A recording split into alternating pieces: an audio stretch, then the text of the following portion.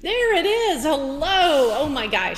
Thank you so much for joining us at our GoTo Biz Pro. Technical And difficulties. Cole, yes, we had technical difficulties. We're on now, and thank you for your patience. Thanks to the live audience that's joining us for this Facebook Live. We're so excited to be here today to talk about marketing and how to get social with media.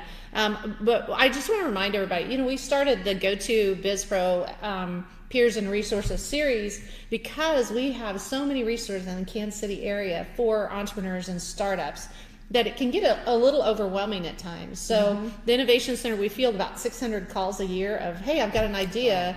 Where do we go with this? And we've got great resources right here in the Kansas City area to really help companies grow.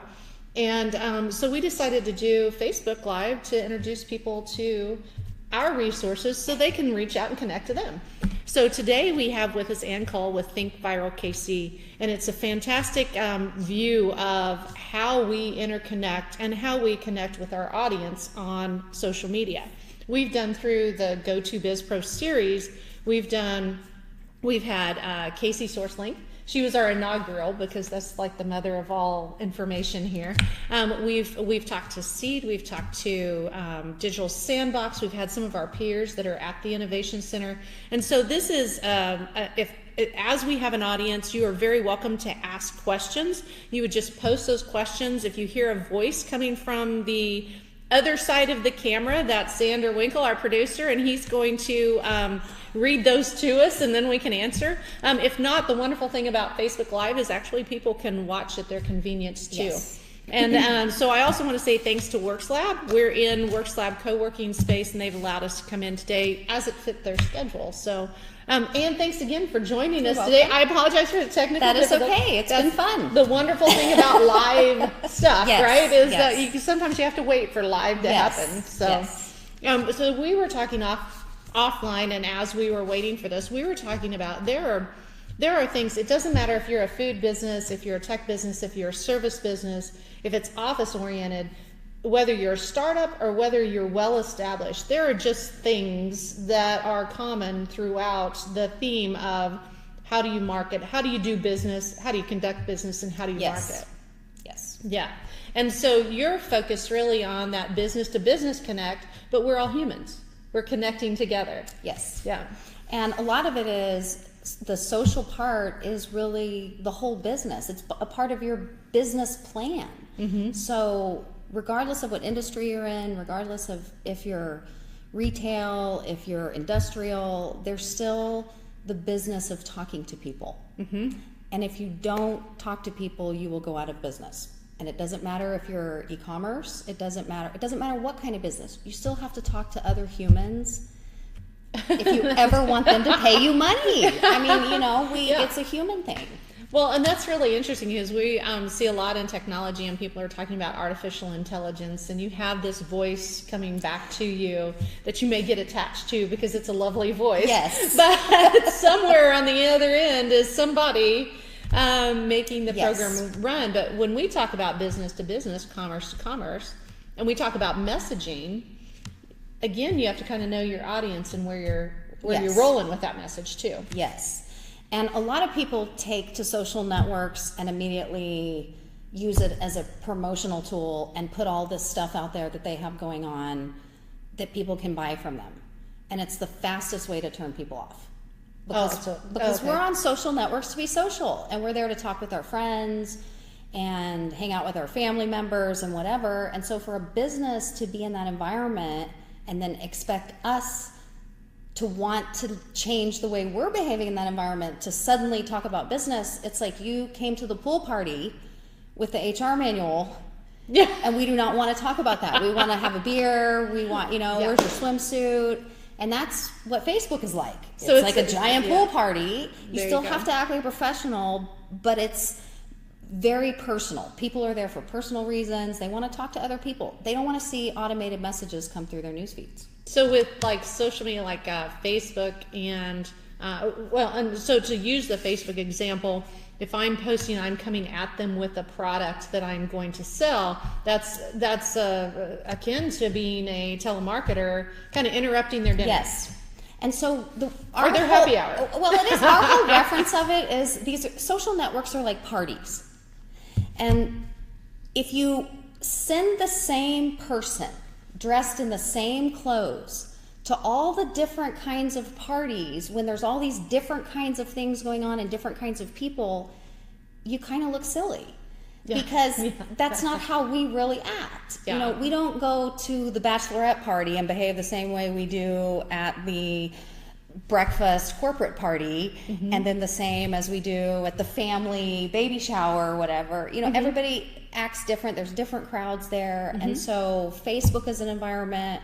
Twitter's a whole different environment. LinkedIn, people are at work. So they have their work hats on. They're a lot less likely to participate because they're at work. They don't want to mess up. Right. They don't want to look stupid at work. No one wants to look stupid at work. Right, right. And so, but they'll go over to Facebook and do all kinds of things because that's the pool party. Yeah. And so, but it's different behavior, you know? Yes. And so if you don't really want to be a part of that party, you shouldn't really spend a lot of time trying to be in those different networks. And a lot of companies just want to put all the little cool icons on their website, like, oh, we're in all these places.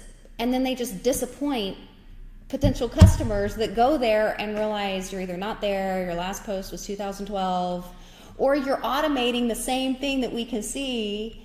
It looks silly. So that's a really good point. If you are going to, if you as a business have positioned yourself in your business model as having a social presence, you have to pay attention to that social presence. Yes. Because it's a conversation. It is. And that does, especially small companies and entrepreneurs, you know, they think this is about just as many eyeballs can look at me. And it's not true.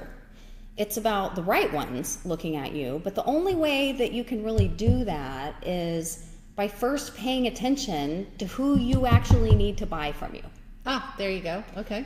Because if you don't even know who that is and you don't go pay attention to them first, you don't see what they're posting or what they're talking about, how are you supposed to create things that are interesting for them? Oh, that's a terrific point. We were talking about a month ago to not a marketing firm, but someone who was talking about building your product and your process and knowing your target audience for your production and for your process so you can price it correctly. And she said the same thing. She said, go out there, take a look at your consumer, learn who your market is, learn who your buyer is, get to know them and what their preferences are before you even enter the marketplace. And social media, the internet, has really made that a wide open field for us to scope. And it is a wide open field. And so just because these tools are available that help you be able to post to all the networks at the same time or be able to do all of these things doesn't mean that they're actually going to help you in terms of people paying you money. And it's more worth it to get a paying client than it is to get 100 fans. It's all, you know, the result, you have to think about what is the result that you want. The reason why you're doing it is to get business. So the paying clients out of it would be the most helpful. Referrals out of it would be helpful. But people don't buy because you posted your product and told them to go to your website. Sure. What you're doing with social networks is the sale is the relationship. And so you're trying to build trust and you're trying to get to know people and you're trying to let them get to know you. It's not about your product or service at all. It's about the people. Yeah, it's about the people within. And so everything's about what party are you at and who's there with you and who's paying attention. And it should be your whole buyer circle. Or your referral circle that can get you to the buyer circle. Oh, sure. Instead of just, well, it's 5,000 fans. Okay, well, but visit you once every 6 months? Yes. Well, and so how many times we've come into companies where we've taken over their accounts from somebody that was managing it or an intern had a hold of it or something, and it's like, wow, you do have a lot of fans. Yes, however, these are all musicians in the UK. Oh, or yeah. They do not speak English, or there's some they're issue. Outside of your demographic like, wow, that you can't even I'm serve. sure they're going to buy your $500,000 technology product. No. That's not. And so it's pointless. The whole number count is pointless. What matters is that you actually have people that want to talk to you too, and not the musicians in the UK unless that's your audience. who buys. As you're a startup and you're growing your business, so we get at the Innovation Center, we work with a lot of people that I've got an idea, I'm going to take it to market. So they're transitioning from their own personal Facebook page to a business Facebook page. How do you handle that transition? I started my business on LinkedIn, on my personal LinkedIn profile. Okay. I did not have a website. I didn't have anything else. But I did have what I believe to be at least 20 solid free salespeople. And they're people who they would recommend me, or they would support me, or they would be an advocate for whatever it is I'm trying to do. In the beginning, you kind of know, you think you know, you don't know. That's okay. The lesson for the day.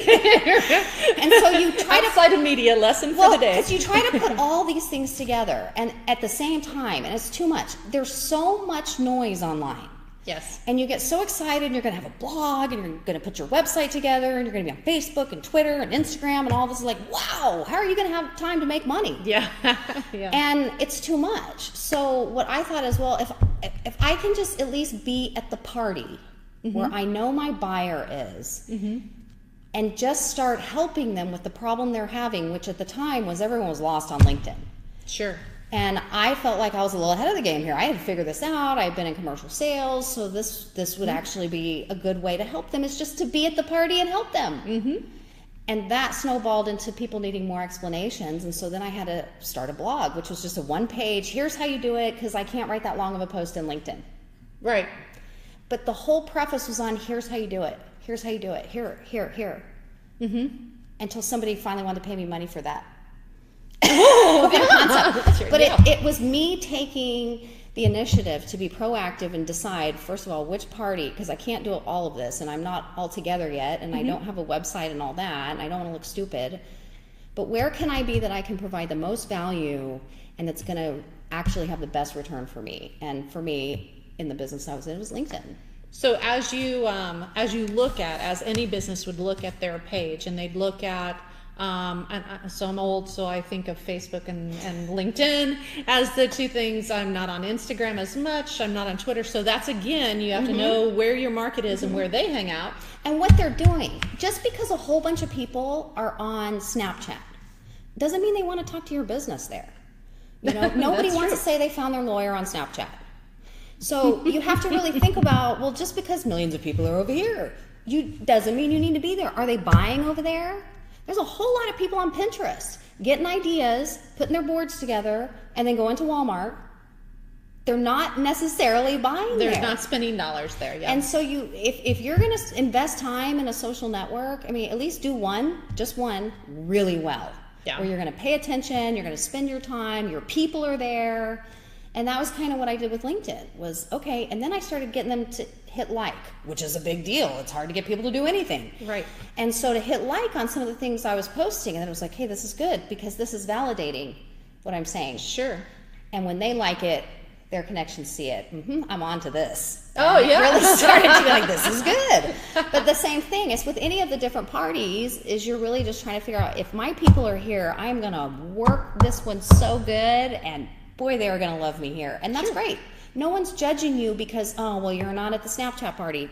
I can't pay you money. No, that's not good. No, that's so true. You know, it's really, at least do one well.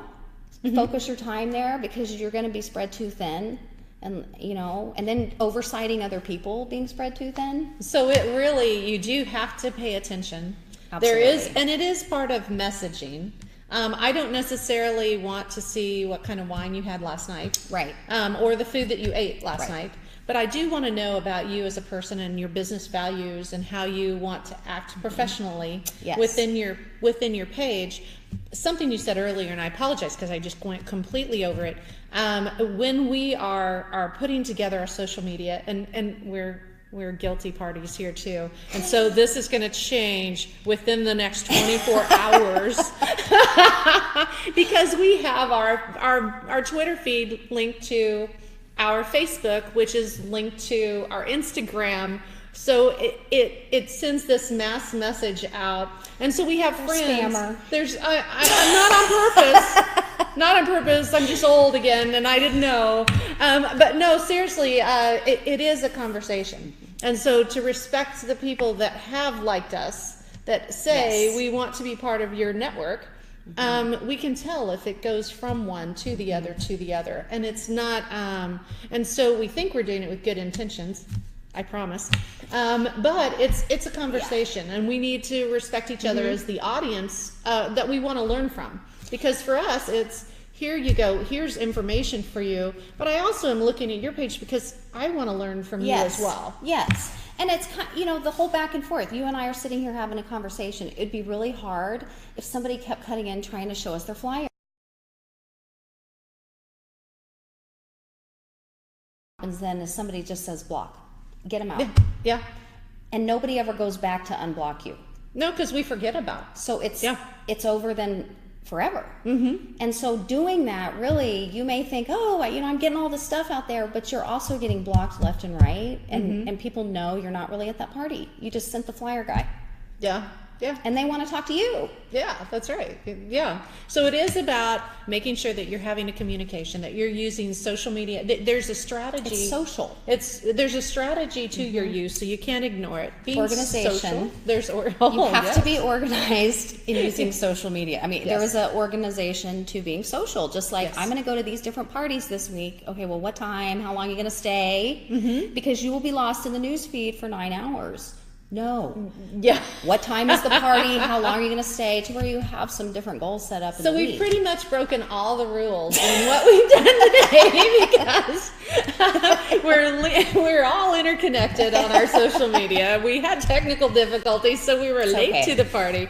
But again, thank you for being with us today. Oh, this is a terrific conversation. we want to continue the conversation. We want to invite the people that are watching this to continue a conversation with you. Ask questions, or we can ask what we'll answer you on my Twitter and on our Facebook page. So connect with. Thank you to the audience. Thanks for those that are watching today.